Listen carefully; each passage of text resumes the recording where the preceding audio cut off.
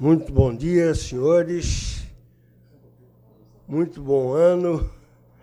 Estou a ver aqui pessoas tão queridas e que vieram prestigiar uma instituição e duas pessoas. A primeira instituição é a Maersk, que hoje está aqui representado pelo seu vice-presidente, porque a presidente é muito buliçosa. Quando a gente pensa que a Renata está à nossa mão, ela já se deslocou. A pessoa da Renata, é importante que se diga que ela nos fez o pedido para este evento, num repentino desses que a gente só vai encontrar mesmo em Castelo Branco. Castelo Branco escreveu O Amor de Perdição em 7 dias, porque ele estava preso. Foi para pagar a dívida que ele tinha com alguém lá. Ele estava sempre em dívida. E ele escreveu O Amor de Perdição em 7 dias. Assim é a Renata, que nos veio fazer um pedido muito especial, porque havia uma pessoa muito importante que estaria no Brasil e que nós não poderíamos perder a oportunidade de ouvi-la, que é a professora Maria Ribeiro.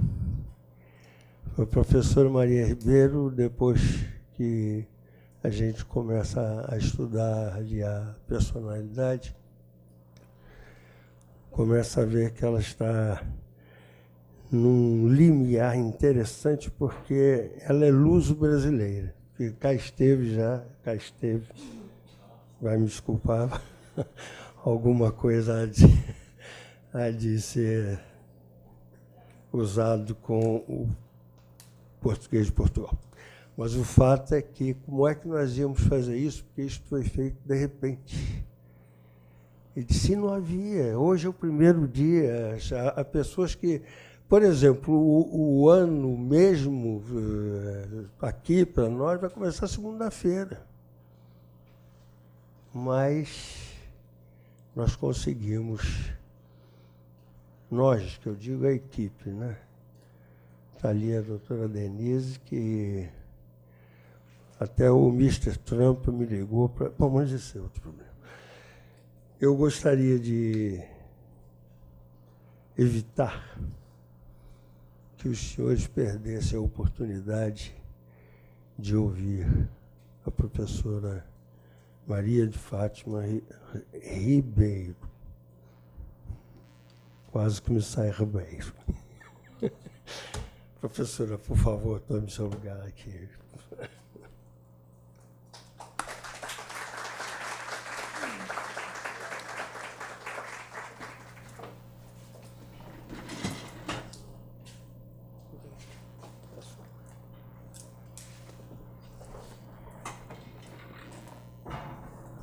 Responsável por este evento, a Maersk, a professora Renata Gil, ela fez o seguinte, ela mandou o que ela tem de melhor, que é o seu vice, o juiz de direito Ricardo Alberto Pereira, que eu peço que...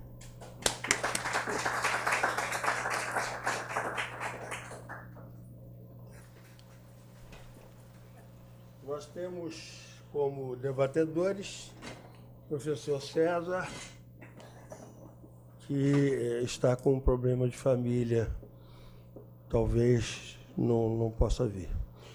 E um dos melhores componentes do nosso fórum, que é o professor Felizardo, a quem eu peço que venha à mesa. Professor Felizardo.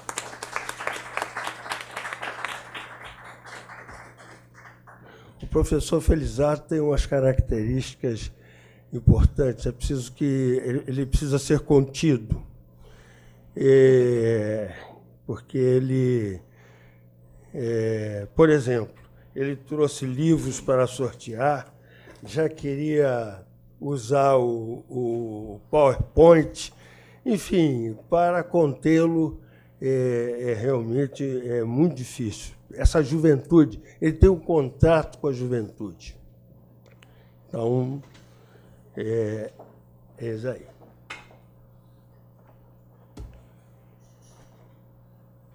Ele fez tudo, bateu o pé, disse que não queria, não sei o quê, que tem coisa para fazer, mas em determinados momentos a democracia tradicional aqui funciona. Doutor Ayub, faça favor, venha nos unir.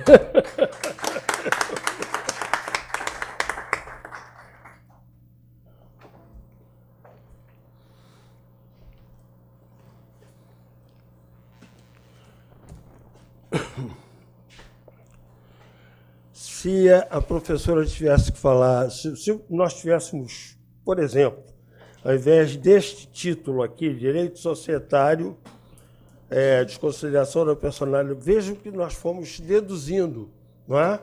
Direito societário, dentro do direito societário, a desconsideração, não é?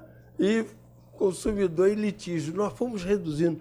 Se ela tivesse que falar sobre o direito português e o direito brasileiro, ela não sairia daqui, ela teria que dar um curso, porque são 500 anos. E até o início do século XX, na virada do século XIX, a nossa legislação era portuguesa. Não é? Imagine, então. Então, como é que ela tem dois desafios. Primeiro, aproveitar o tempo que ela veio passear, professora? Não. Não veio passear, não veio, mas também não veio a negócio. Então, deixemos esse mistério. O fato é que a professora, se ela tivesse que falar, seria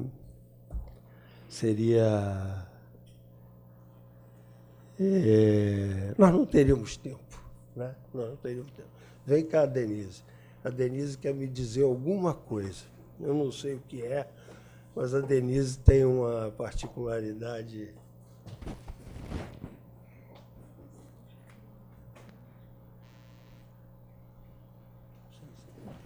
Pois ela está dizendo que temos um tempo exíguo, né? E nós teríamos que fazer aqui o seguinte: nós teríamos todos que nos deslocar para lá, porque essas pessoas que vieram ouvi-la,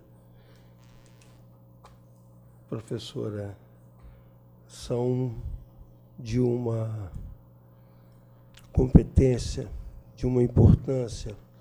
Querem ver por quê? Todos os senhores são importantes. Antes eu vou chamar um representante. Eu teria que chamar todos. Mas eu não posso deixar de contar com a presença do doutor Gaspar, por favor, que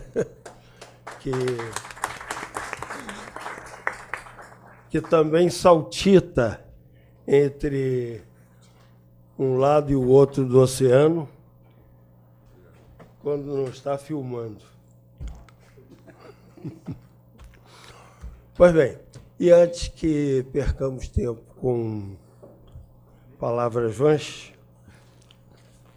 parecia que a professora tinha buscado o seu poder de previsão. E vejam que hoje a notícia mais importante no mundo da economia é o problema da Oi, porque o acionista português estuda uma ação contra o plano da Oi. Eu não sei como nós faremos para resolver esse problema da Oi, por isso eu ainda espero que o doutor César chegue aqui, porque ele tem segredos e mistérios para contar. Professora doutora Maria de Fátima Ribeiro, a palavra é sua.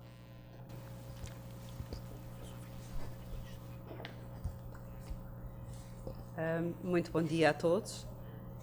Eu queria começar por agradecer o convite que me foi endereçado pela AMAERS e dizer que é com imenso gosto que aqui estou. Quero aproveitar para cumprimentar o Sr. Desembargador António Carlos Seus Torres e agradecer as suas palavras amabilíssimas.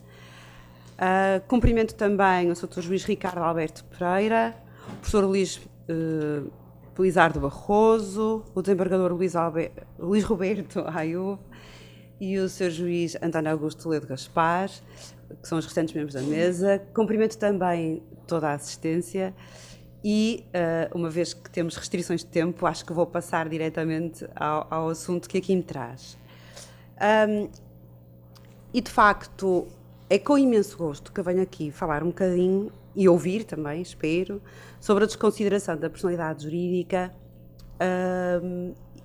e tentar fazer esta comparação entre Portugal e Brasil, primeiro de uma forma mais genérica e depois passando à análise da questão no plano da tutela do consumidor. Porquê? Porque, havendo imensos pontos de contacto, como já foi aqui referido, entre o sistema português e o sistema brasileiro no âmbito do direito societário, a verdade é que, em determinados âmbitos, em determinados pontos, o tratamento é completamente diferente. Falamos de realidades que estão claramente costas voltadas. E eu vou falar do sistema da comparação com Portugal, mas não vou só falar da comparação com Portugal, vou falar da comparação com qualquer sistema europeu. O Brasil, e não só o Brasil, outros países na América do Sul têm também uma abordagem distinta, têm uma abordagem da desconsideração da personalidade jurídica completamente diferente da abordagem que é assumida no espaço europeu. Já mais próxima um pouco do espaço norte-americano, como também terei a oportunidade de indicar. E gostava de começar por dizer que vou centrar essencialmente na desconsideração da personalidade jurídica para efeitos de responsabilidade. É verdade que quando falamos em desconsideração da personalidade jurídica, penso que no Brasil a ideia é logo a da responsabilidade e tutela ou proteção dos credores, eu já vou, enfim, esmiuçar um pouco melhor isso. Mas a desconsideração da personalidade jurídica no espaço europeu começa sempre por ser abordada com a distinção entre duas grandes formas de desconsideração da personalidade jurídica, que são a desconsideração da personalidade jurídica para efeitos de imputação e a desconsideração da personalidade jurídica para efeitos de responsabilidade. Curiosamente, os casos mais antigos no mundo de desconsideração da personalidade jurídica são a desconsideração da personalidade jurídica para efeitos de imputação. O que é isso? Bom, para explicar o que isso é, tenho primeiro que tentar olhar para a desconsideração da personalidade jurídica e analisar essa técnica. Desconsiderar a personalidade jurídica consiste basicamente do seguinte, e vou ser muito simplista. Todos sabemos que uma sociedade comercial é dotada de personalidade jurídica. Isso implica que ela seja uma pessoa aos olhos do direito e é tratada como uma pessoa. Então, o primeiro grande desafio é tentarmos perceber o que é a pessoa jurídica ou a pessoa coletiva, como se diz em Portugal. Claro que não é uma pessoa, como diria o professor Galgano, um autor italiano extraordinário, nascida do ventre materno. E, portanto, não é uma pessoa que tenha uma personalidade e uma capacidade idênticas à do ser humano. Mas, na verdade, criou-se essa técnica da personalidade jurídica com muitos objetivos, desde logo para facilitar a imputação de direitos e obrigações àquela coletividade que funciona com um fim próprio, Mas também foi criada a figura da personalidade jurídica para responder a uma questão política. Foi uma artimanha. Porquê? Na Europa, depois da Revolução Francesa, começou a ser posto em causa o facto de poder haver pessoas que não respondiam pelas dívidas que assumiam quando participavam em projetos coletivos, que eram os das sociedades. A sociedade começou por ser apenas um contrato. E então foi aí que se criou esta ideia de todas as sociedades comerciais serem dotadas de personalidade jurídica. Porque aí a limitação da responsabilidade deixou de aparecer como um privilégio. Aí fazia todo o sentido que os sócios não respondessem pelas dívidas de outra pessoa, que era a sociedade. Nós não respondemos pelas dívidas do nosso vizinho, dos nossos irmãos. E isso justificou, a personalidade jurídica justificou a limitação da responsabilidade sem violar os princípios que saíram da Revolução Francesa, nomeadamente o da igualdade. E aí generalizou-se. E com o tempo assumiu-se nos diversos ordenamentos jurídicos que toda a sociedade jurídica tem personalidade jurídica, como tem personalidade jurídica tem autonomia patrimonial, e então faz sentido que os sócios não respondam pelas dívidas daquela outra pessoa. É uma outra pessoa. Então, a desconsideração da personalidade jurídica visa ultrapassar a existência da personalidade jurídica, quer para efeitos de imputação, quer para efeitos de responsabilidade. E o que é isso? E eu vou esmiuçar bem isto, porque eu depois vou insistir num ponto que me parece controvertido quando comparado com a desconsideração da personalidade jurídica no espaço europeu. Quero só fazer aqui um parênteses. Eu sou portuguesa e eu falo com uma pronúncia diferente e posso falar depressa. E se eu estiver a falar um bocadinho depressa demais, por favor, alguém levanta o braço. Basta isso. Eu vou perceber e vou falar um bocadinho mais devagar, senão acredito que possa não ser fácil. E então, o que é a desconsideração da personalidade jurídica? É, em certas circunstâncias, depois veremos quais, fazer de conta que não está ali aquela barreira da personalidade jurídica, atravessá-la, em alemão diz durchgreifen, a desconsideração é durchgriff, que é passar através, ir agarrar através. Durch é através, greifen é agarrar. Então é trespassar, perpassar a personalidade jurídica e ir agarrar o que está por trás. E o que é que está por trás? Está o substrato pessoal da sociedade. E o que é o substrato pessoal da sociedade? São os sócios. São as pessoas dos sócios. Exclusivamente. Porque são aqueles que constituíram a sociedade e são aqueles que estão a exercer uma atividade económica através da sociedade. Vou deixar já aqui a ponta de um fio que eu vou agarrar mais tarde. Os titulares dos órgãos da sociedade, dos órgãos de administração, dos órgãos de fiscalização, não constituem o seu substrato pessoal. O substrato pessoal são os sócios, são, entre muitas aspas, os proprietários, porque são os proprietários do projeto. Claro que eles não são proprietários da sociedade, eles são proprietários de uma participação, evidentemente, mas são, em última análise, os proprietários do projeto empresarial, da empresa, não da sociedade. Nós não podemos ser proprietários de uma pessoa, claro, e a sociedade é um sujeito. Bom, então quando nós fazemos este exercício de atravessar, ou, como dizem os americanos, de levantar o véu, de desconsiderar, não tomar em consideração esse véu, o que nós vamos fazer é encontrar os sócios. E fazer o quê? Ou imputar aos sócios comportamentos da sociedade, ou imputar-lhes as dívidas da sociedade, as obrigações. Mas são dois mecanismos diferentes e no espaço europeu isto separa-se muito. Eu vou dar alguns exemplos de desconsideração para efeitos de imputação, que eu penso que serão fáceis e todos os presentes conhecem com certeza.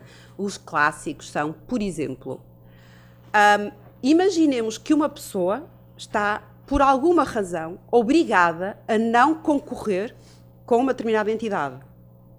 Por exemplo, em Portugal, se eu trespassar um estabelecimento comercial, se eu trespassar uma empresa, se eu vender uma empresa, eu, Maria Ribeiro, eu estou obrigada, durante um determinado período de tempo, eu penso que se calhar no Brasil a realidade será idêntica, a não concorrer naquele tipo de negócio, numa área muito próxima, durante um determinado período de tempo, não concorrer com a pessoa a quem transmitia a empresa. Porquê? Porque senão eu estaria a privar essa pessoa da capacidade lucrativa do aviamento. Então eu estaria a vender um bem e a retirar uma característica desse bem.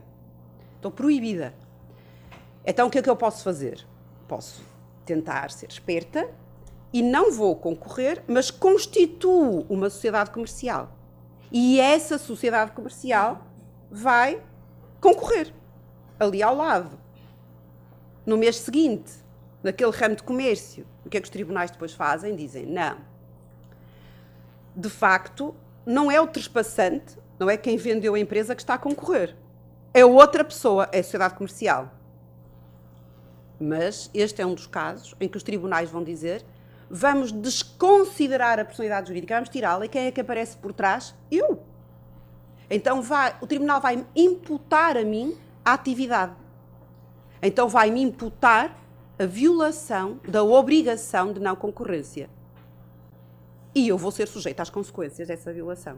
Mas não fui eu quem criou aquela empresa, não sou eu quem estou a concorrer diretamente.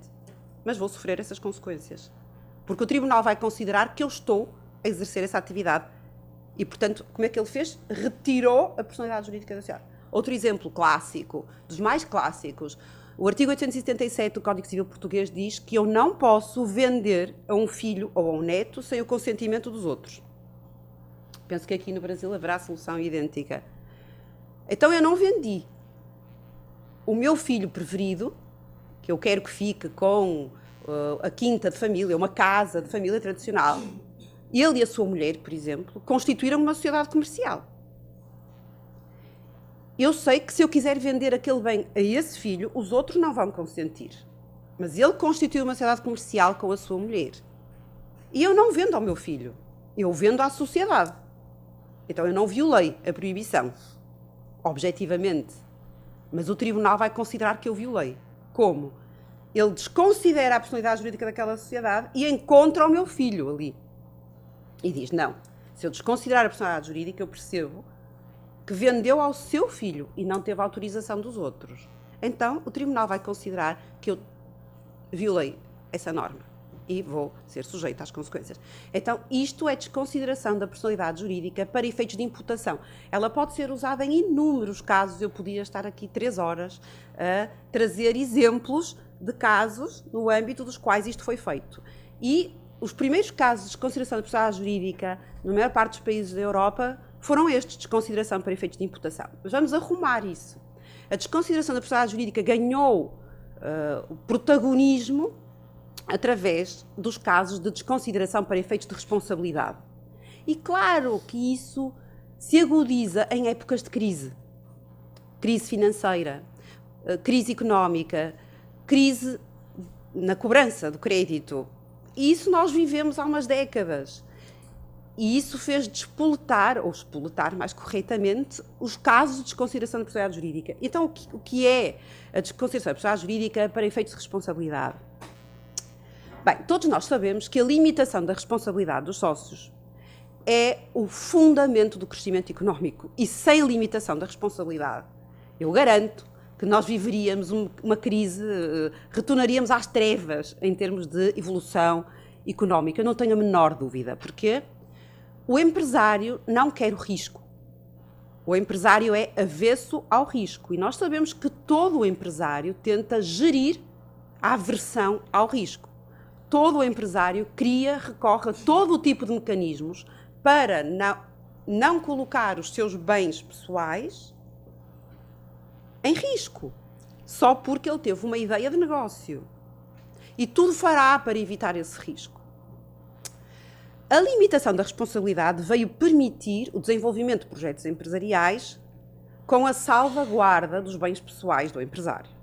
Então, eu constituo uma sociedade, eu invisto X na sociedade E eu sei que eu só posso perder isso que eu invisto na sociedade. Isto foi fundamental para o desenvolvimento económico e para chegarmos ao ponto de desenvolvimento em que estamos, mas trouxe consigo também um preço a pagar. Qual foi o preço? Esse risco continua a existir. As empresas comportam risco, o negócio comporta risco. Se não é o empresário, se não é aquele que tem a ideia a suportá-lo, ele não desaparece. Ele é realocado, ele vai para outro lugar. E qual é o outro lugar? É o mercado. O que é o mercado? Em regra, são os credores da sociedade. Porque se eu só respondo com aquilo com que entrei e não vou responder com meus bens pessoais, se o negócio correr mal, se o projeto da sociedade correr mal, eu não vou pagar as dívidas da sociedade. Mas as dívidas existem. Quem é que vai ficar com esse prejuízo? Não sou eu, são os credores da sociedade, porque eles não vão poder cobrar. Mesmo que exista uma insolvência, os bens, a massa, não vão chegar para satisfazer os credores. Então eu vou transferir para o mercado. Se nós vivermos uma época de crise acentuada, como temos vivido há algum tempo, o que vai acontecer é que o mercado se vai ressentir fortemente disso. E isso vai gerar insolvências em onda, não é? Porque se eu não pago aos credores, os credores, se começam a não ser pagos nesta empresa, também entram em crise. Isso gerou uma inversão, posso dizer assim, uma distorção nos valores que orientavam a condução do julgamento e da apreciação destas questões da limitação da responsabilidade. Porquê? Porque se começou a perceber que, simultaneamente, havia sócios que, no âmbito da vida da sociedade, adotavam comportamentos que não eram consentâneos com aqueles para os quais, de facto, foi criada a personalidade jurídica e foi criado o tal benefício da limitação da responsabilidade. E então o que é que aconteceu? Então, o próprio mercado, e aqui já não um mercado empresarial, mas claro, o mercado jurídico começou a reagir. E um dos meios de reação foi, em determinadas circunstâncias, um sócio, não é, eu vou usar esta expressão que é pouco jurídica, mas é mais ética, e como vamos ver, a desconsideração da personalidade jurídica tem muito de reação ética, às vezes até mais do que jurídica.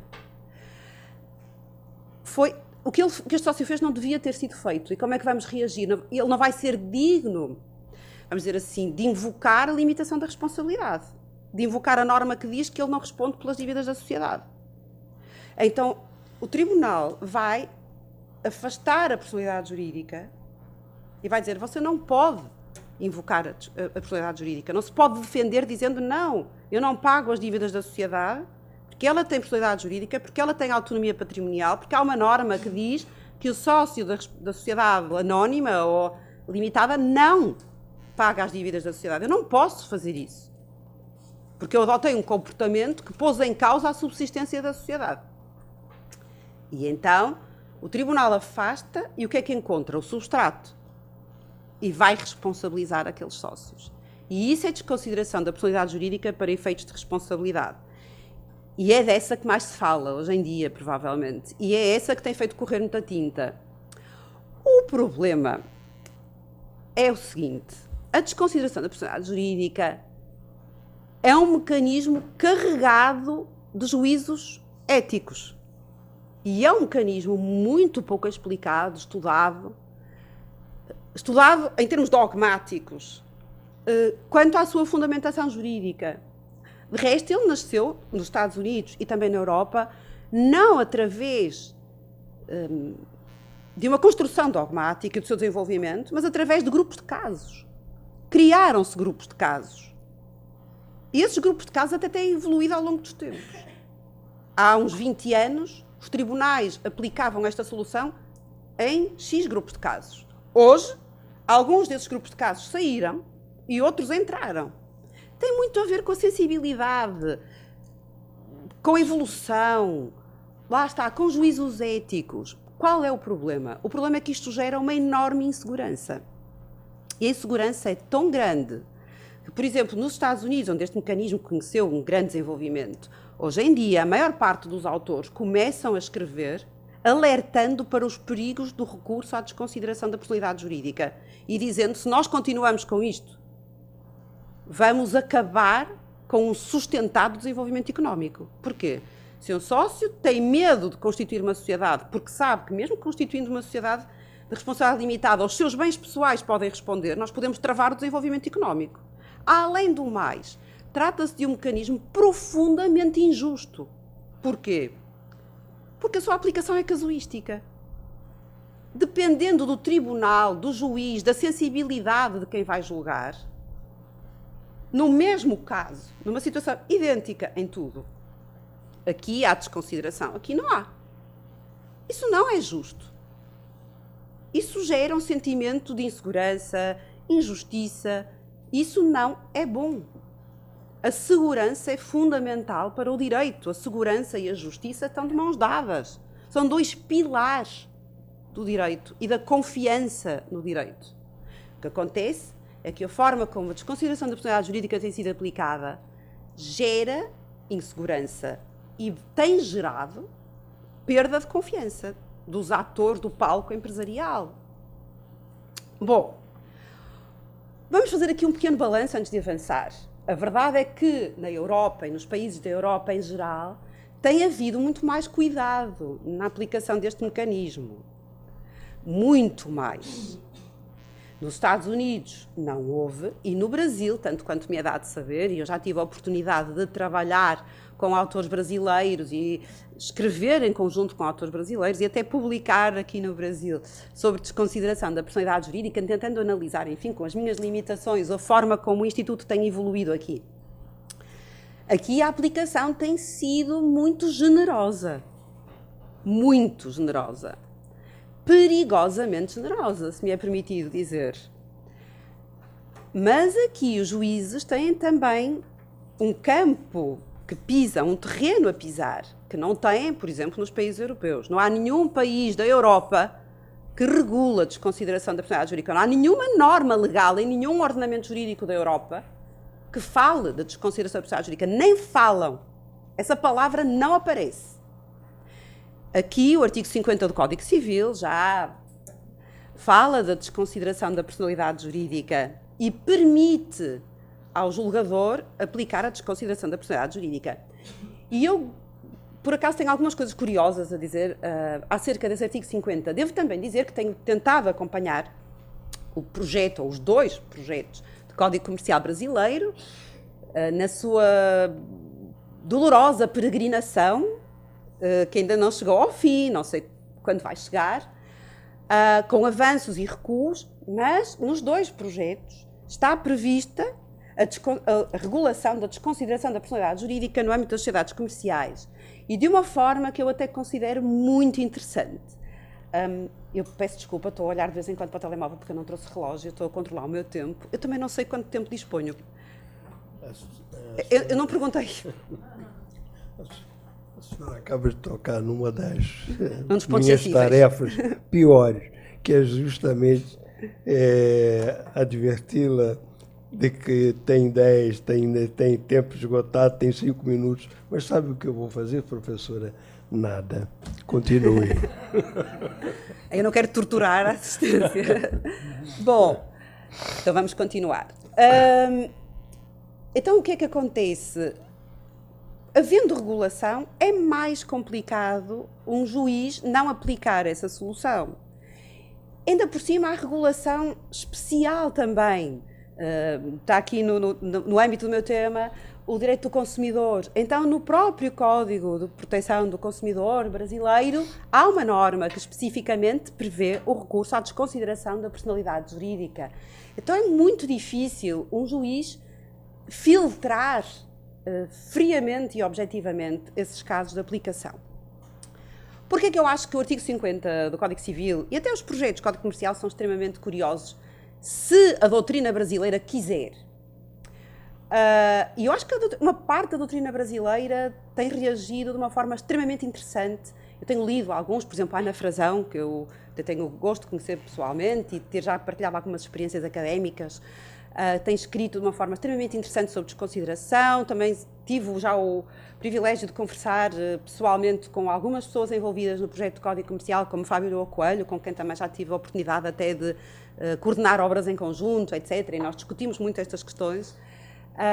Em que é que eu acho que o contributo da doutrina brasileira pode ser muito importante? Então, para eu dizer em que é que acho, eu vou ter que voltar à Europa um bocadinho para regressar ao Brasil daqui a nada. No espaço europeu, a desconsideração da personalidade jurídica para efeitos de responsabilidade tem sido trazida à colação, tem sido chamada em grupos de casos, como eu já disse. E quais são esses grupos de casos? Tradicionalmente seriam o domínio da sociedade por um sócio, a subcapitalização, a descapitalização e a mistura de patrimónios, aquilo que aqui no Brasil se chamaria confusão patrimonial. Eu vou pairar um pouco sobre esses grupos de casos. O domínio da sociedade por um sócio foi o primeiro caso conhecido de desconsideração de personalidade jurídica, ocorreu no Reino Unido, chama-se o caso Salomon, e é o caso de uma pessoa que detinha uma empresa, o Sr. Salomon, e que a certa altura constituiu uma sociedade com os seus 8 filhos. Então a sociedade tinha 9 sócios, vamos supor. O Sr. Salomon, que tinha 99,2%, e cada um dos seus filhos tinha 0,1%. E, a certa altura, essa sociedade apresentou graves dificuldades económicas. Esse é o primeiro caso conhecido que há registro na Europa. E pediu-se a desconsideração da personalidade jurídica da sociedade para que os credores pudessem executar os bens próprios pessoais do Sr. Salomon, que eram muitos. Curiosamente, isso foi discutido, mas depois foi negada a desconsideração da personalidade jurídica. Essa é uma questão interessante. Mas foi o primeiro caso em que foi realmente discutida a questão, debatida no tribunal, no espaço da Europa. Mais tarde, os autores que se debruçavam sobre o tema, nomeadamente Rolf Serrick, que é um autor alemão, talvez o primeiro a teorizar especificamente e fundadamente sobre a desconsideração da personalidade jurídica, apontava esse grupo de casos. Mas esse grupo de casos só fazia sentido numa época na qual, no espaço todo da Europa, havia uma enorme desconfiança, nem sequer era desconfiança, era rejeição de um fenómeno que hoje em dia é perfeitamente admitido, que são as sociedades unipessoais. Como se sabe, é muito recente a aceitação de uma sociedade com um sócio. Entendia-se que uma sociedade tinha sempre que ter mais sócios. Uma sociedade unipessoal era uma sociedade irregular. E sempre que uma sociedade ficava reduzida a um sócio, havia desconfiança e entendia-se, não, essa pessoa está a usar a sociedade não para cumprir o projeto da sociedade, mas para fins pessoais. Então faz sentido que ela responda pelas dívidas da sociedade. Aceitava-se isto. Rejeitava-se a unipessoalidade, por muitas razões. Não só dogmáticas, porque a sociedade nasceu de contrato, então a sociedade é ter sócios, então rejeitava-se completamente a possibilidade de sociedade ser um projeto só de uma pessoa. Isso seria um outro tipo de mecanismo. Mas por outro tipo de questões. Como também todos sabemos, há alguns mecanismos internos dentro da sociedade de fiscalização recíproca. Se numa sociedade com 2 ou 3 sócios, se um sócio quiser fazer algo que prejudica a sociedade, reflexamente os outros sócios vão ser prejudicados, em benefício daquele. Então eles vão controlar. E acredita-se, e há alguns mecanismos que o garantem, que os sócios acabam por se fiscalizar uns aos outros e com isso defendem aquilo que é o fim da sociedade, que é a obtenção de lucro. Lucro no património da sociedade, para depois, com a permissão de todos, ser distribuído por todos os sócios. Não é lucro diretamente no património de um sócio. É? Temos que ter em conta que este fim lucrativo é um fim que tutela a sociedade, mas também protege os credores. Porquê? Se a sociedade tiver prejuízo, ela pode ter lucro neste exercício, mas esse lucro pode não ser distribuível se ele for necessário para cobrir o prejuízo. Então, o fim lucrativo protege os credores. Então, os outros sócios vão fiscalizar e fazer com que aquele sócio não prejudique a sociedade, reflexamente não prejudica os outros sócios, reflexamente não prejudica os credores. Então entendia-se que se a sociedade fosse unipessoal, os credores corriam mais riscos. De resto, se os senhores analisarem no espaço europeu e até norte-americano, os casos de desconsideração da personalidade jurídica existem quase exclusivamente na sociedade por cotas. Ou no equivalente, na private company e na sociedade de responsabilidade limitada italiana, etc. Não no equivalente às sociedades anónimas. Porquê? Porque nas sociedades por cotas ou sociedade de responsabilidade limitada, são sociedades mais intimistas, são sociedades com menos sócios, com menos órgãos, com menores exigências a nível de órgão de fiscalização e, portanto, são sociedades nas quais mais facilmente um sócio faz o que não deve sem que ninguém vá controlar. Numa sociedade maior, de maior dimensão, com mais órgãos societários de controlo, um sócio não tem essa liberdade, porque ele é fiscalizado, ele é descoberto. Então, os casos em que se percebe que houve este tipo de comportamentos são normalmente das sociedades mais pequenas, mais intimistas. Nas grandes sociedades, quem é que tem comportamentos oportunistas? Não são os sócios, são os administradores. Daí o fenómeno da corporate governance, ou governação societária, e toda a evolução legislativa que isso tem gerado. Se formos a ver o caso Enron, nos Estados Unidos, o caso Parmalat em Itália, os casos que estiveram na origem da crise que ainda hoje vivemos, crise mundial, são casos nas sociedades anónimas, mas não estava em causa a atuação dos sócios, estava em causa a atuação dos administradores que, ilustrando as teorias da agência, as agency theories, são pessoas a quem os sócios confiam a administração da sociedade, mas que são humanos e, portanto, estando a gerir um património e interesses alheios, começam a gerir os seus próprios interesses e não os interesses dos sócios. Então, na grande anónima, qual é o grande perigo? O grande perigo é o do que os administradores criem uma situação falsa de sucesso, mascarando problemas contabilísticos e financeiros. Porquê? Porque eles são remunerados em função dos resultados e porque eles não querem ser destituídos. E porque eles querem circular de empresa em empresa com um currículo fantástico. Só que eles conseguem, a curto prazo, fazer a empresa parecer mais saudável, mais lucrativa, mas são negócios arriscados, mascaram contabilisticamente e então condenam a empresa a médio e longo prazo. E foi isso que esteve na origem desta crise que ainda hoje vivemos.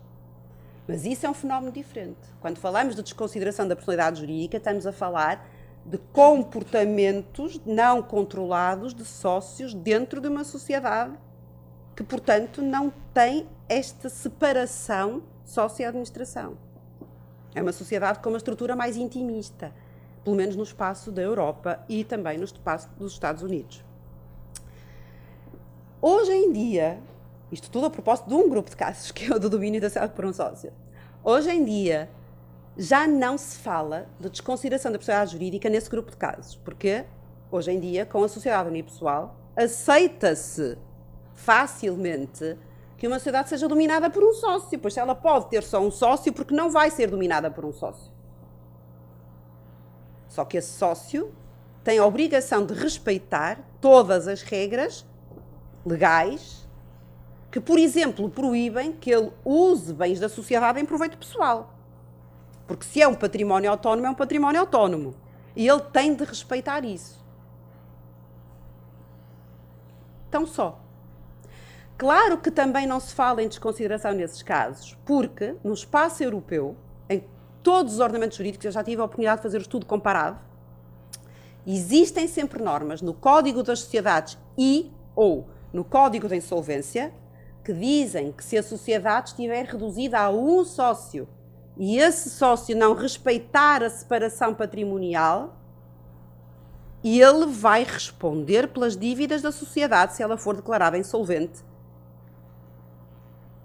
É curioso, porque eu penso que aqui os senhores chamariam a isto desconsideração da personalidade jurídica. Mas lá não, diz-se não. É uma responsabilidade que é quase uma responsabilidade civil, ou seja, é quase uma responsabilidade de reintegração por um dano causado por um comportamento ilícito. Não sei se me estou a fazer entender. E então não se chamaria a isto nunca desconsideração da personalidade jurídica, o que é curioso. E isto existe em quase todos os ordenamentos jurídicos europeus. Segundo grupo de casos, a subcapitalização. Este é um grupo que ainda faz correr muita tinta. Por exemplo, o Supremo Tribunal Alemão já aplicou desconsideração nestes casos, hoje em dia já não aplica, a meu ver, bem. O que é subcapitalização? Chama-se subcapitalização à situação em que os sócios constituem uma sociedade investindo nela muito menos do que seria necessário para o projeto empresarial. Por exemplo, eu quero criar um grande grupo hoteleiro, eu e todos os membros desta mesa, e decidimos criá-lo constituindo uma sociedade na qual cada um investe 10 mil reais. Então ela tem um capital social de 60 mil reais. E é para um grande projeto hoteleiro. Bom, nós não vamos... O dinheiro de 60 mil reais que nós investimos na sociedade não chega nem para comprar as torneiras de 2 casas de banho, digo eu. Mas nós avançamos. Os autores dizem isto é um comportamento abusivo dos sócios. Porquê? Se o projeto implica milhões e os sócios só investem esta pequena quantia, eles sabem que estão a transferir para o mercado o risco da atividade empresarial. E esses autores dizem, se for um sucesso, quem vai ganhar tudo? Nós, os 6. Se correr mal, quem vai ser prejudicado? Nenhum de nós, os 6. Vão ser os credores. Então dizem, se isto é um comportamento abusivo, desconsidere-se a personalidade jurídica. Se o projeto empresarial correu mal, os credores vão poder executar o património pessoal de cada um de nós. E eu digo, não. Sou contra. E a doutrina alemã hoje, e o BGH, o Supremo Tribunal Alemão, também diz, nem pensar. Isso não é um caso de desconsideração da personalidade jurídica. Primeiro, porque não há nenhuma norma legal, nunca houve e nunca vai haver, que diga que um sócio, para constituir uma sociedade, ou os sócios, tem de financiar a sociedade com tudo o que é necessário para que o projeto possa avançar. Como diz Raul Ventura, que é um autor típico, tradicional português, que eu admiro imenso, ele diz que constituir uma sociedade comercial é uma confissão de esperança de crédito. Ninguém entra para um projeto empresarial com todo o dinheiro que é preciso para o projeto empresarial. Nós precisamos de crédito. Se não houvesse esse recurso ao crédito, não havia basicamente empresas, não se constituíam. Quem é que avança com tudo o que é preciso? Depois, nós não entramos. Mas no fundo, nós vamos ter de entrar. Sabem porquê? Ninguém dá crédito em condições extremamente precárias. O mercado defende-se. Claro que aí entra a distinção, também vem da análise económica do direito, entre credores fracos e credores fortes. Claro que há credores que podem impor garantias e há os credores que não podem. Os trabalhadores não podem. Não. Como é que um trabalhador diz, sim, eu celebro o contrato de trabalho, eu vou trabalhar para a empresa, mas os senhores têm de me deixar hipotecar a vossa casa. Coitado do credor. Ou vai avalizar aqui uma livrança, nem pensar. Mas os bancos, os fornecedores, etc., esses têm poder negocial. E, portanto, o que é que vai acontecer se nós quisermos criar o grande empreendimento hoteleiro e começarmos a pedir milhões? Vai acontecer que, provavelmente, alguns de nós vão avalizar letras, livranças, vão dar outro tipo de garantias pessoais, etc, etc, etc. Portanto, o mercado também se vai defender. Mas, para mim, um outro argumento é o seguinte. Se correr bem, nós vamos lucrar. Mas se correr mal, nós não vamos lucrar nada. Não vamos lucrar nada, porque, correndo mal, não há lucro distribuível. Mas há alguém que vai lucrar. E eu já estou aqui a desviar-me para puxar para a solução. há alguém que vai lucrar.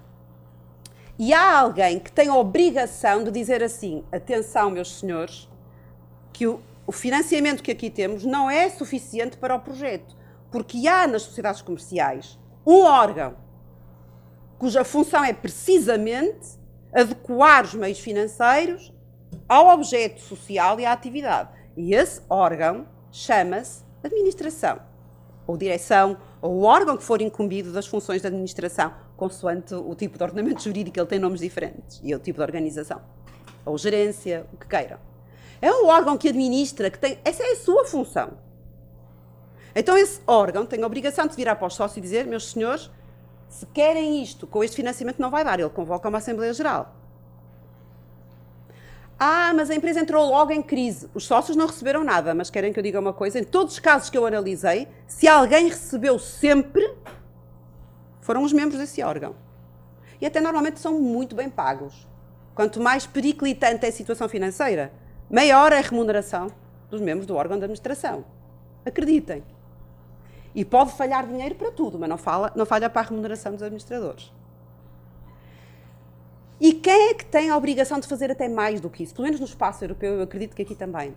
Os administradores, os membros do órgão de administração, têm a obrigação de, percebendo que a empresa já não tem património para pagar as dívidas da sociedade, e aqui nesta que nós constituímos, ao segundo dia já não haveria dinheiro de certeza, alerta aos sócios, se os sócios não entram com mais financiamento, direto ou indiretamente, vai ter de apresentar a sociedade à insolvência, já.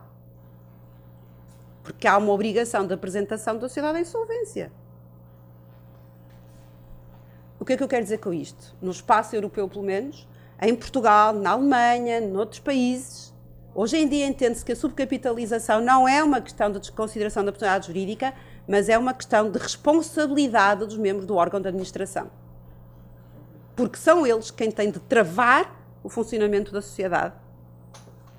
E são eles quem têm de pôr fim a esta situação assim que ela acontece. No caso desta nossa sociedade, seria quase imediatamente. O terceiro grupo de casos é a descapitalização.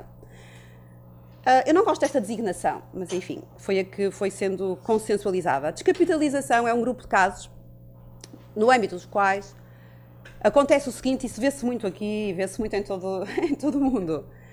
Nós temos uma sociedade, estamos a explorar uma sociedade, o projeto correu mal, a sociedade está mal, nós já não temos financiamento, nós já não temos mercado, as coisas estão a correr muito mal. O que é que nós fazemos? Pura e simplesmente abandonamos este projeto e vamos constituir uma nova sociedade que começa do novo, sem dívidas,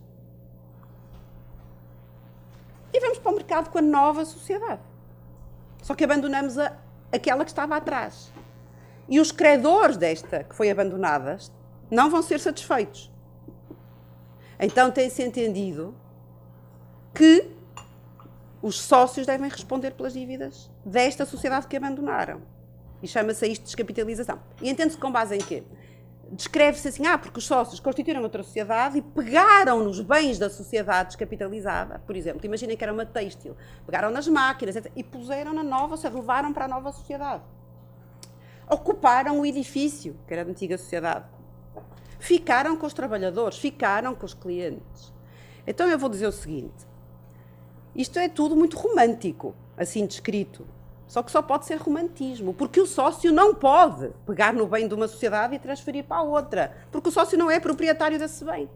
E o sócio não pode vender bens da sociedade ou doar. Não pode, porque ele não representa a sociedade. Quem fez isso não foi o sócio, foi o membro do órgão de administração.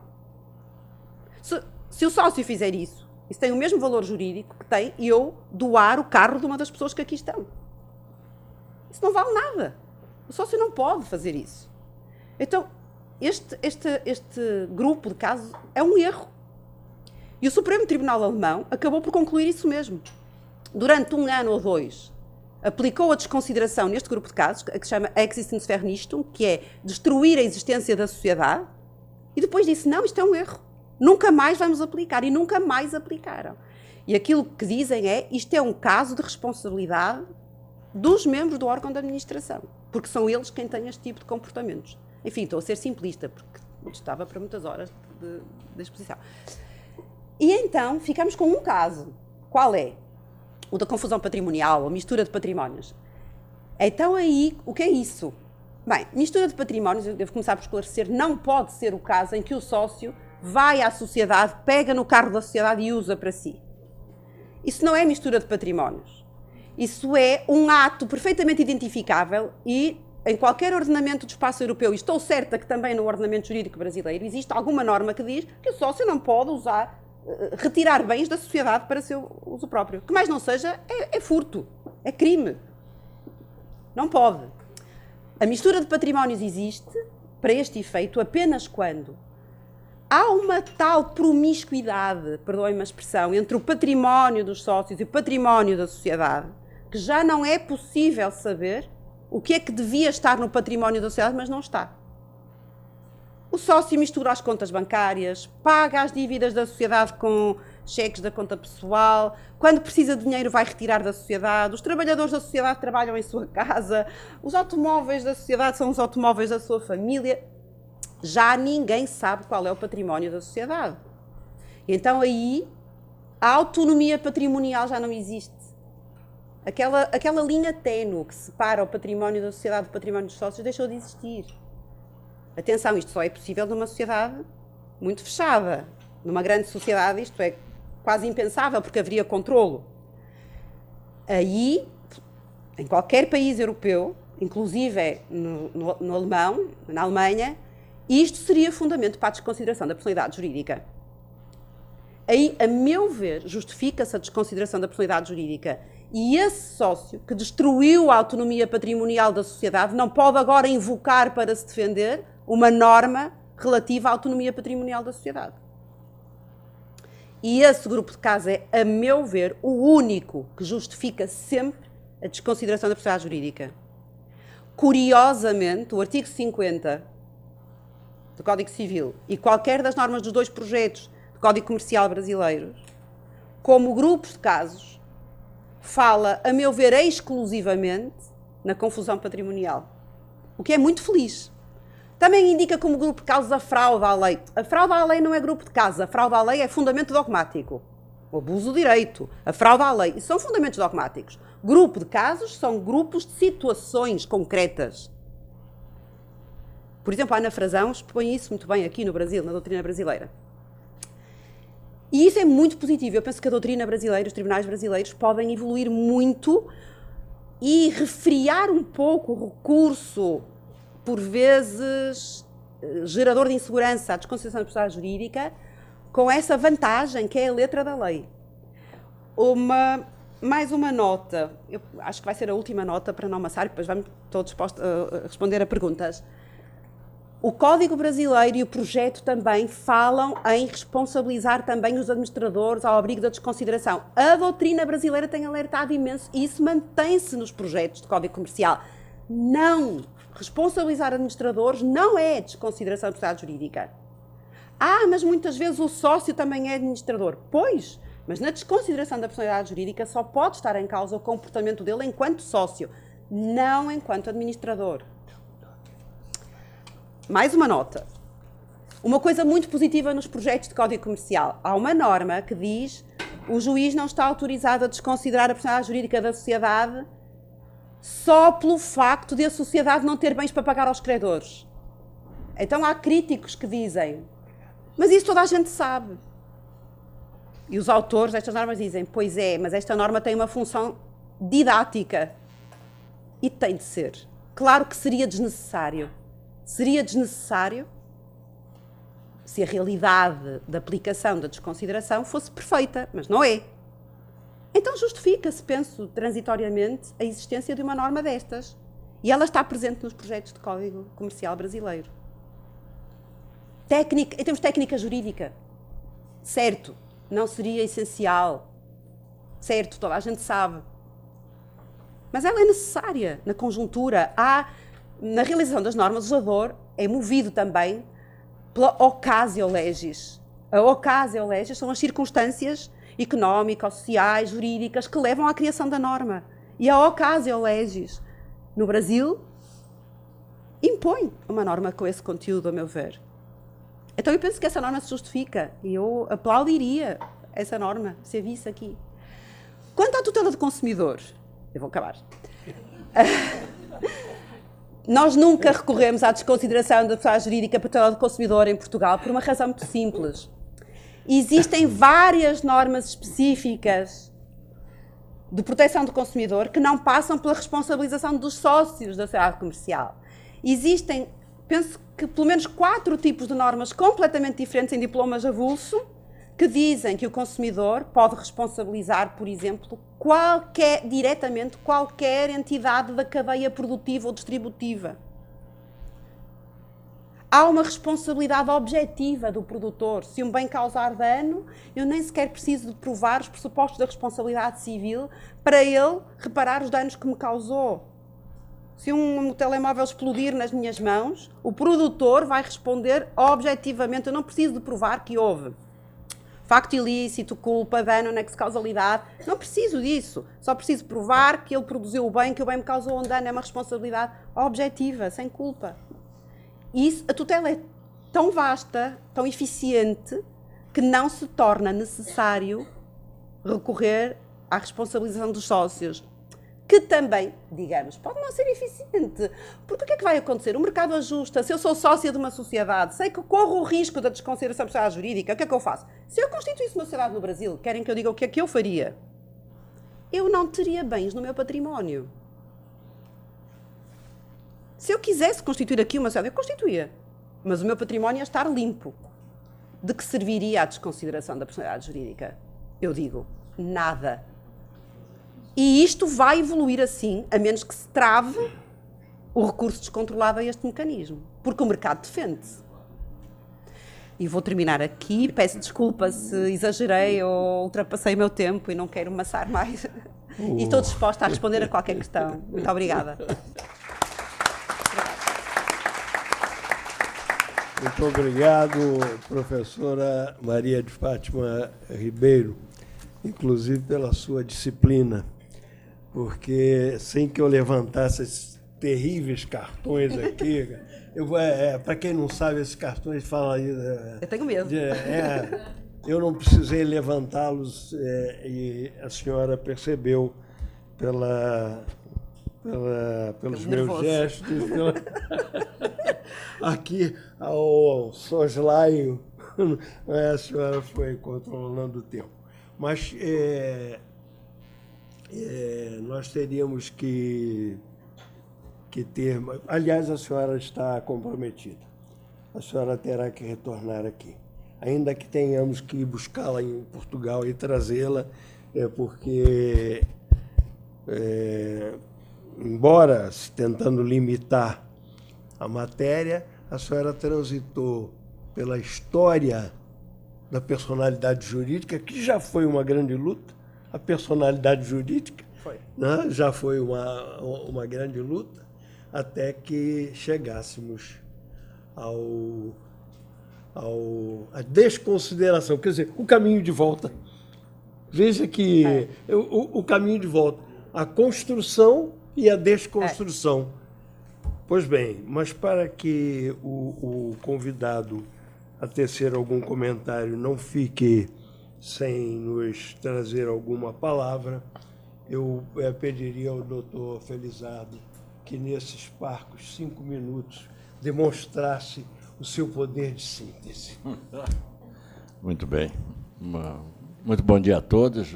Eu cumprimento a mesa na pessoa da nossa ilustre convidada. Bom, falar sobre desconsideração da personalidade jurídica, depois da professora Maria de Fátima, eu preferia falar pela exceção. Primeiro, eu gostaria de dizer, contestando um pouquinho a professora, que o empresário ele não tem medo do risco. Ele precisa do risco. Os atributos do empresariado gostar do risco, porque se hoje ele ganha pouco, ele sempre está na esperança de amanhã ganhar mais. É isso que o move. Então, ele administra seus próprios fundos, ele brinca com o risco e gere seu destino, sua vida empresarial. Ele é dono do seu próprio nariz. Pesquisas já demonstraram, aliás, no mundo e no Brasil também, a maioria das pessoas gostaria de ser dono do seu próprio nariz, não gostariam de ser empregados. Só que a economia não lhes proporciona tal alternativa.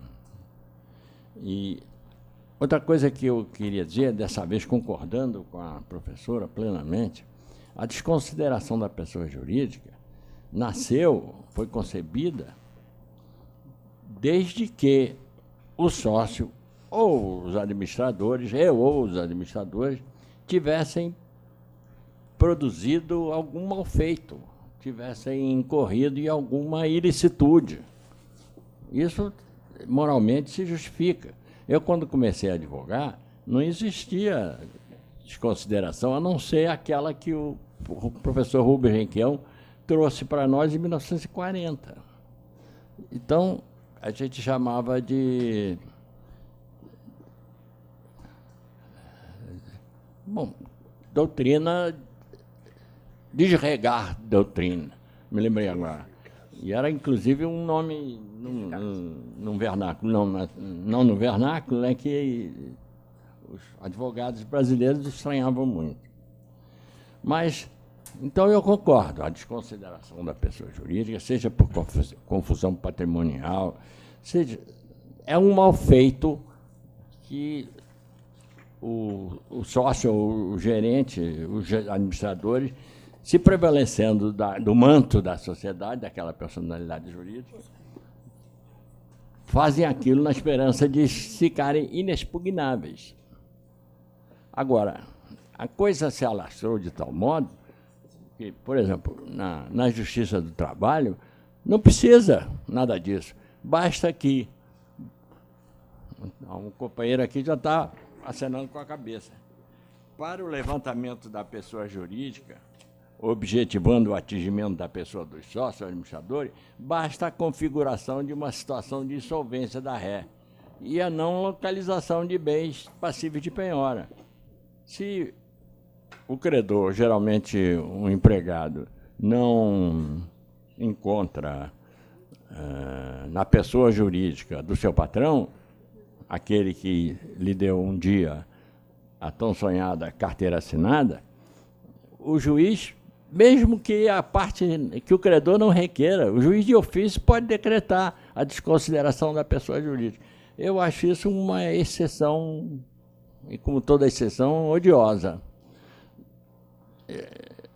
Se bem que agora, com o novo Código de Processo Civil, que prevê a desconsideração, aplica-se ao processo do trabalho o incidente da despersonalização da pessoa jurídica, prevista nos artigos 133 e 137 da Lei 23.105, de 16 de março de 2015, que é o novo CPC.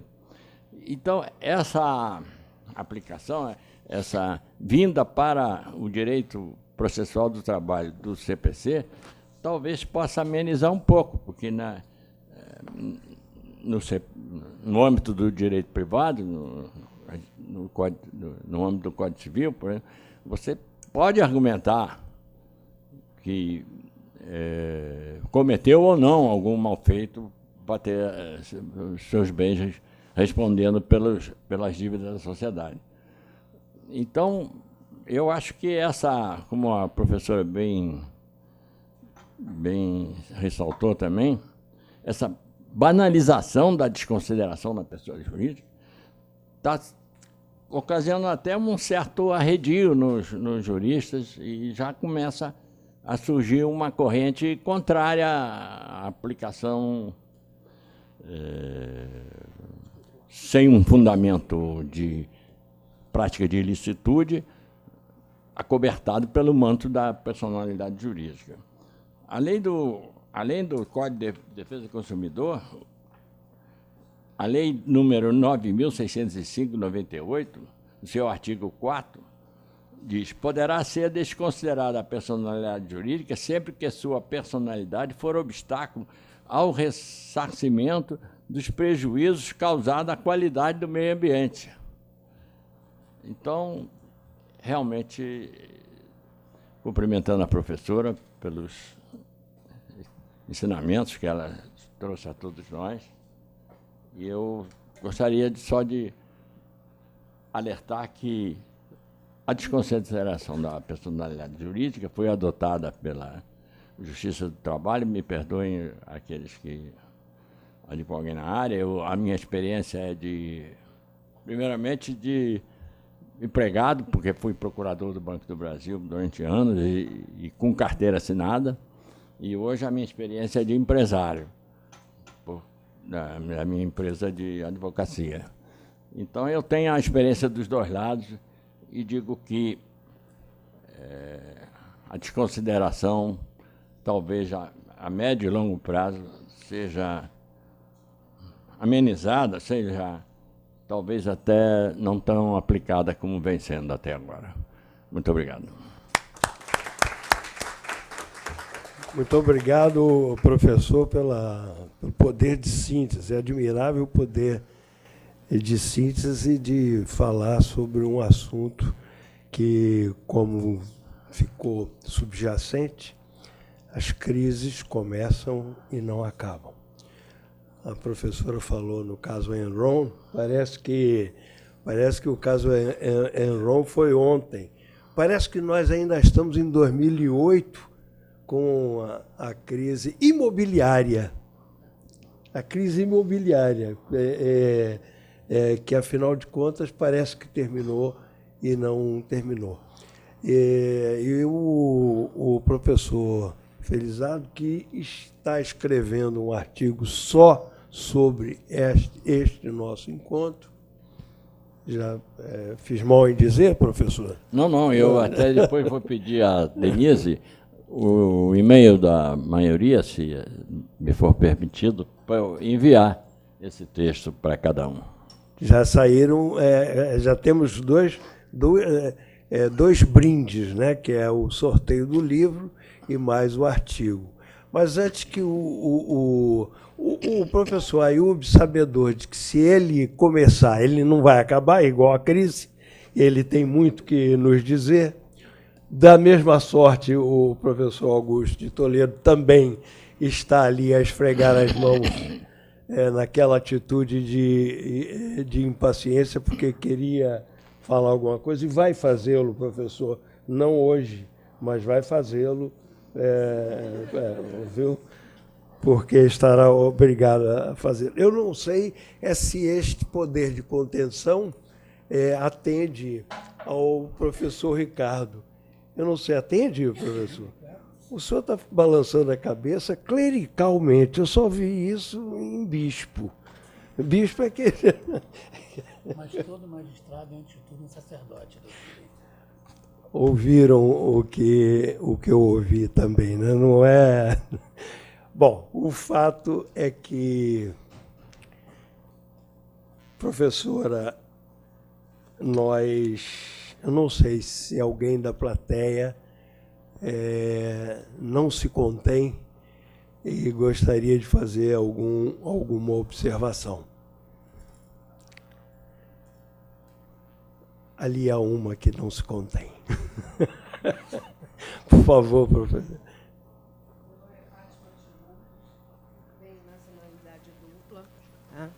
Quem sabe vou qualquer dia a Portugal estudar, né, com vocês, que eu sei que vocês são sensacionais, né? Tenho um primo em Portugal que é juiz, na comarca de Faf, me convidou para ir para Portugal e trabalhar com ele, mas, por enquanto, ainda não aceitei o convite. Tenho 30 anos de formada. Há 15 anos trabalhei para bancos, instituições financeiras, e há 15 anos trabalho na área da saúde, o que tem me trazido muito prazer, porque, como meu marido diz, que eu errei a profissão, que eu sou extremamente assistencialista. Mas, mais do que o direito, exercido com sabedoria e bom senso, né? Doutor Ricardo, juiz de direito, é um sacerdote do direito e da justiça.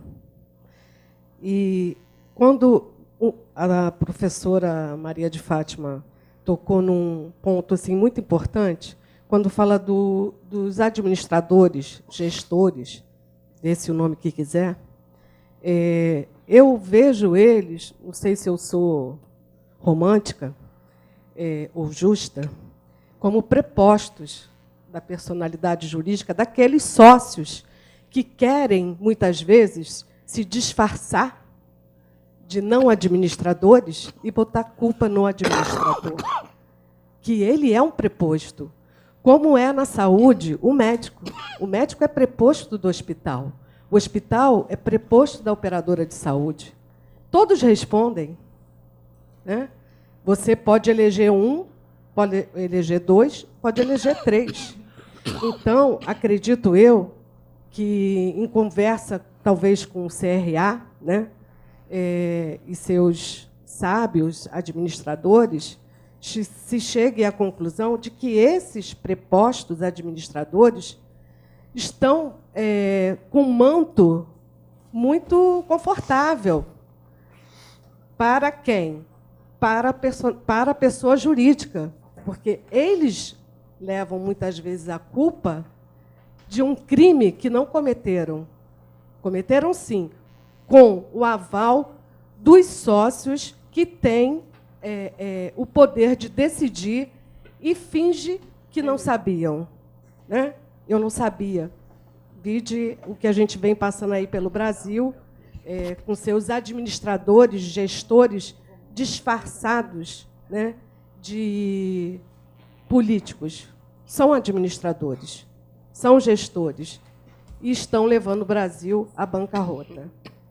Sobre o manto de eu não sabia. Essa questão é extremamente importante. Eu acho importante que tenha colocado o dedo nessa ferida. O que é que me cabe, que me ocorre dizer? Primeiro, penso que no Brasil, do que eu sei, não existe ainda, ou não existe neste momento, uma densificação adequada da responsabilidade de membros do órgão de administração, que é extremamente frequente em qualquer país da Europa e nos Estados Unidos. A falta de densificação da responsabilidade dos administradores é precisamente colmatada, que isto eu costumo dizer aos meus alunos, que o ordenamento jurídico é um bocadinho como um cobertor. Se nós puxamos muito para um lado, vai destapar do outro. E se nós queremos tapar do outro, destapa aqui. E eu penso que este recurso exacerbado à desconsideração da personalidade jurídica também se fica a dever a alguma falta de densificação doutrinal e jurisprudencial da responsabilidade dos administradores. Segundo, tentando tocar nas feridas todas que expôs, já que estamos a falar de saúde. Segundo, na Europa, começa a ser cada vez mais frequente, e em alguns ordenamentos jurídicos europeus está expressamente legislada, uma figura a que se chama o administrador de facto. Quem é o administrador de facto? O Shadow Director. O da sombra. Shadow Director. É uma pessoa que, precisamente, não querendo se expor como administrador para escapar a eventuais responsabilidades, é normalmente, não é sempre, mas é normalmente um sócio que, no fundo, controla o administrador. É ele quem manda. Pode ser um sócio com 1%. Mas é ele que o administrador pergunta: o que é que eu faço? O administrador assina, ele está presente nas reuniões com a banca, ele decide que negócios vão celebrar.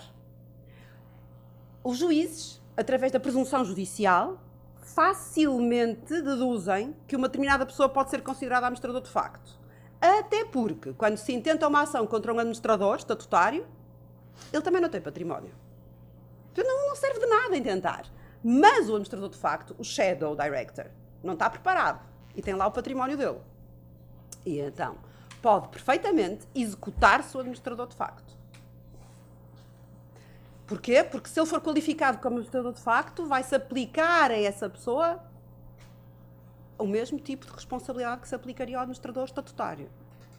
Terceiro, no ordenamento jurídico português existe, e eu sei que no brasileiro também existe, que eu arguí há 2 semanas uma tese brasileira e tive que estudar isso. Uma norma que responsabiliza solidariamente com o administrador uma pessoa que possa ser considerada sócio-controlador.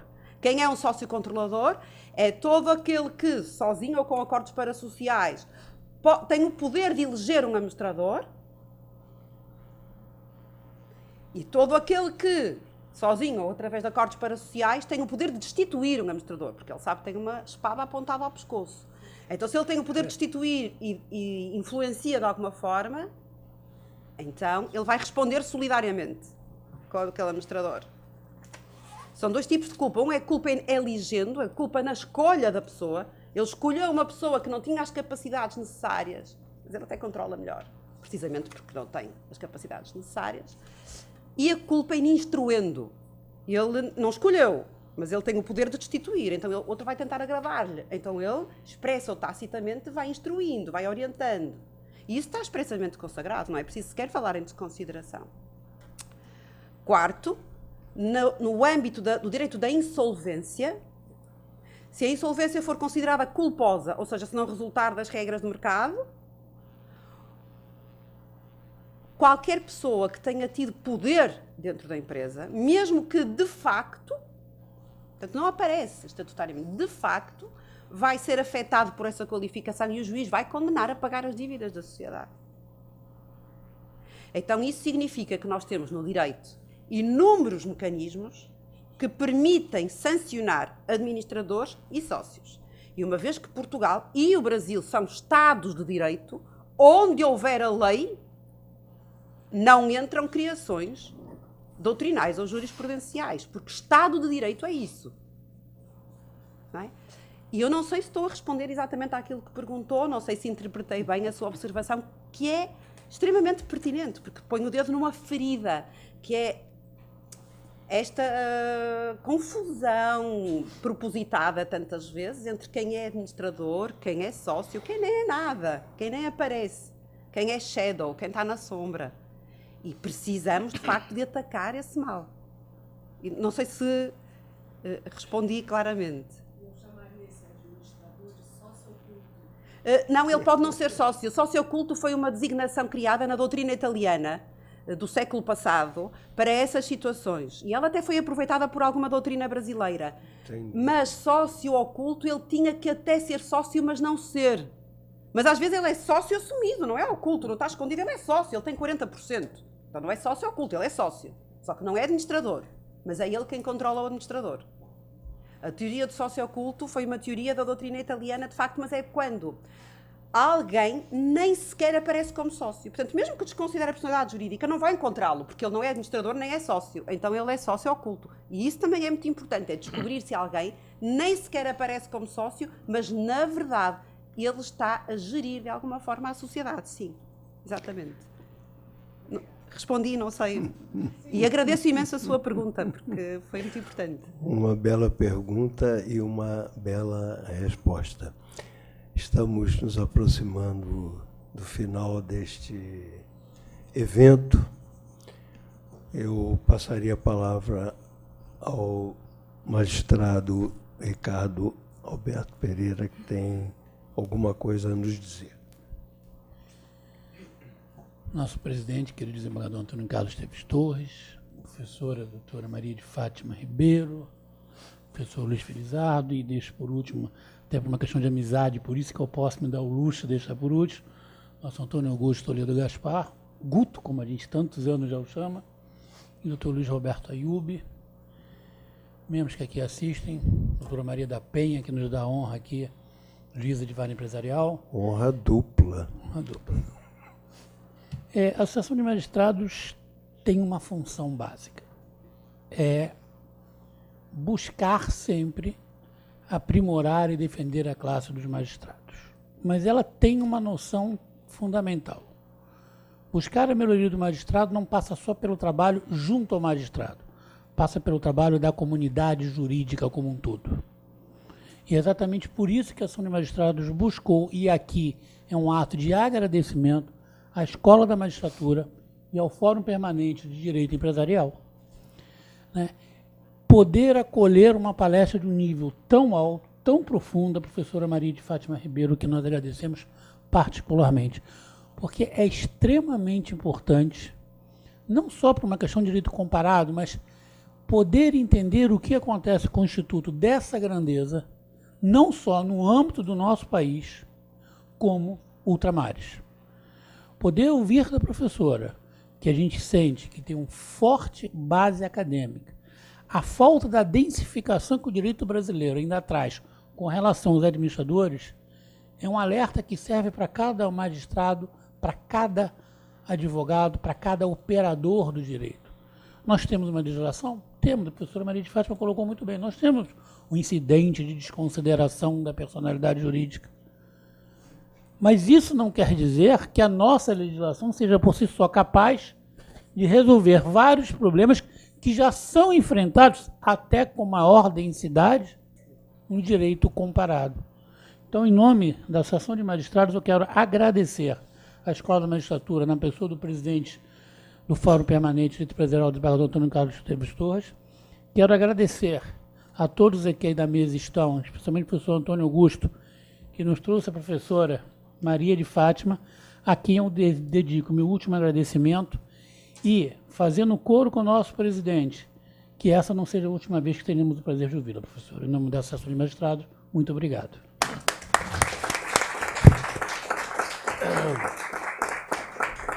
O senhor, por favor, doutor, diga um número de sua preferência entre 1 e 168. Temos gente, hein? Amém. Puxa vida, eu pensando que 2 páginas... 33, nada. idade. 33, idade de Cristo. Doutora Cláudia Gomes Viana está aí? Doutora Cláudia Gomes Viana. Não está. Perdeu. Diga outro. Então vamos ao número 27. Doutora Carolina Cabral de Andrade está aí? Lá está, doutora Carolina. Aqui está um exemplar de franquia público-social. Desembargador, permita-me um esclarecimento. Esse sorteio de uma obra sobre franchising, franquia público-social, é em homenagem à nossa palestrante ilustre, porque ela também é autora de obras sobre franquia. Ela tem uma monografia, O Contrato de Franquia, que eu acabei de adquirir. Então diga um número, professor, por favor. É entre 1 e, como eu acabei de dizer, 168. Entre 1 e 168? É aritmética além das minhas possibilidades. 150. 150? Não está entre 1 e 168? Ou não, entre 1 e 68. 1 e 168. 150 então, é um bom número. Então, Também. 64. 64. Trocou, não. Agora não tem 150. Não, agora já está o 50. Os dois, porque já tem 2 livros. 150. 150. 150. Não Doutora Silvia Letícia. Ó, doutora. Por favor. Não quer, não. Ela não quer. Não é ela. Diga um outro, doutor Ailton, por favor. O senhor que é autor, inclusive, de livro sobre a física quântica. Pouca gente sabe disso. Nem ele. Nem ele.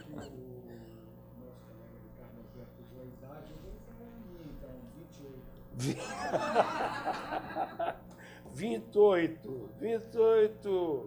Doutora Cecília Couto Martins está lá. Deve estar lá ao telefone. Telemóvel. Não está. 42. Chega na idade 42. dele. Doutora Débora Quaresma. Ah, doutora, tá aí, olha. A senhora acabou de ganhar um exemplar da franquia público-social. Eu confesso que isso não era, no meu entender, isso não era nem possível. Mas paciência. A senhora vai explicar depois como era. Desembargador, parabéns, doutora. Por ser impossível, é inédito, foi É por tese isso que de eu doutorado. Foi tese de doutorado. É verdade. Depois discutimos sobre isso. Tá legal. Doutora, diga um número. Pode ser o 64. O 64. Já foi equilíbrio depois. O 64. Dr. Gabriel Lopes Alfradique Alves. Olha lá o Dr. Gabriel.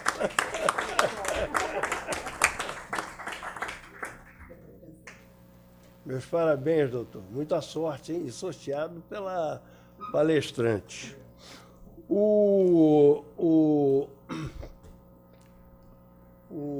Há uma história americana, eu gostaria de poder contá-la toda, mas de alguém que, uma criança com 5, 6 anos de idade, vai a uma loja e quer comprar uma joia para a irmã, que era o seu ídolo.